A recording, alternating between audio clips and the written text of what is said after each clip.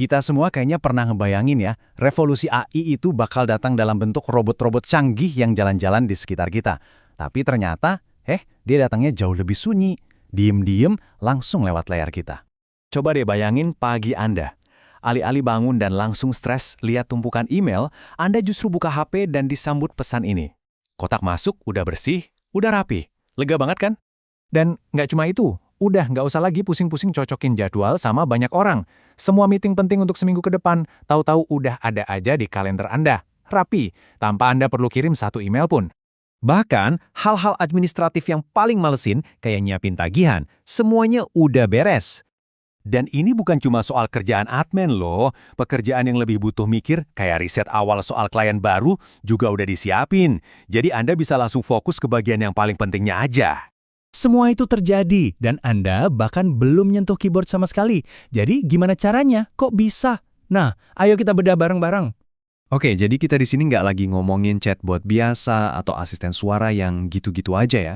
Yang kita bicarakan ini adalah sebuah pergeseran fundamental, di mana AI bukan lagi mainan, tapi udah jadi rekan kerja kita. Inilah dunia yang dibuka oleh teknologi seperti OpenClaw. Jadi, ya lupain aja deh gambaran robot-robot canggih dari film fiksi ilmiah. Revolusi yang sesungguhnya itu jauh lebih praktis dan menyatu sama pekerjaan kita sehari-hari. Bukan di jalanan, tapi di dalam laptop Anda. Tapi sebelum kita bahas solusinya, kita mesti ngerti dulu nih masalah utamanya apa sih? Masalahnya adalah apa yang bisa kita sebut sebagai kematian akibat 1000 luka gores digital. Tugas-tugas kecil yang sepele tapi nggak ada habisnya.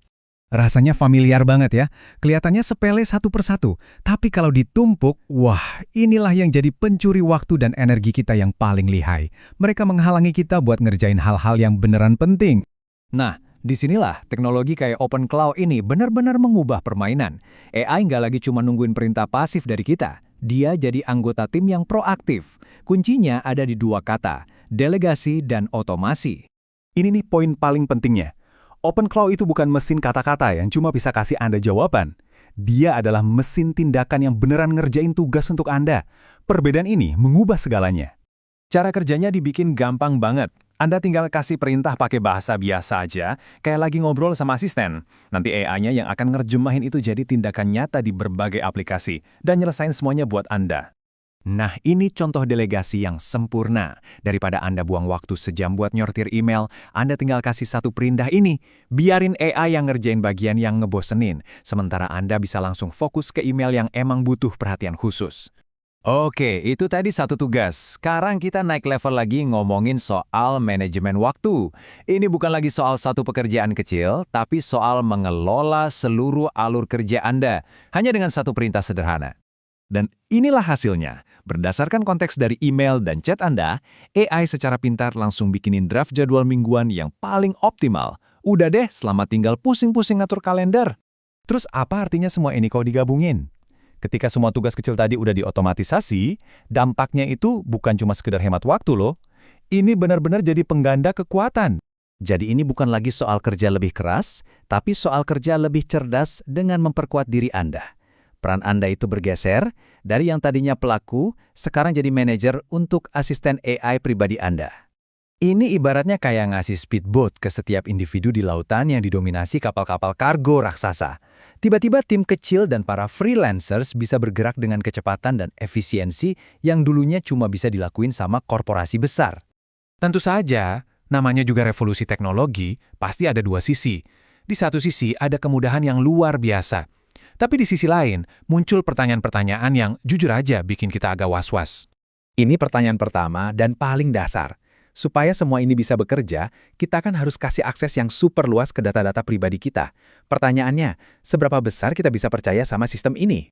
Dan pertanyaan berikutnya ini bahkan lebih menantang. Kalau satu orang plus AI bisa ngerjain kerjaan 5 orang, terus nasib 4 orang lainnya gimana? Ini bukan lagi obrolan buat masa depan. Ini percakapan yang harus kita mulai hari ini. Pada akhirnya, teknologi ini maksa kita buat mengubah cara berpikir. Kita harus berhenti nanya, apa yang bisa dijawab AI, dan mulai bertanya apa yang bisa AI kali kerjakan untuk saya. Jadi, inilah aturan main yang baru. Efektivitas mengalahkan kesibukan. Kemampuan kita mendelegasikan tugas ke mesin jadi kunci sukses.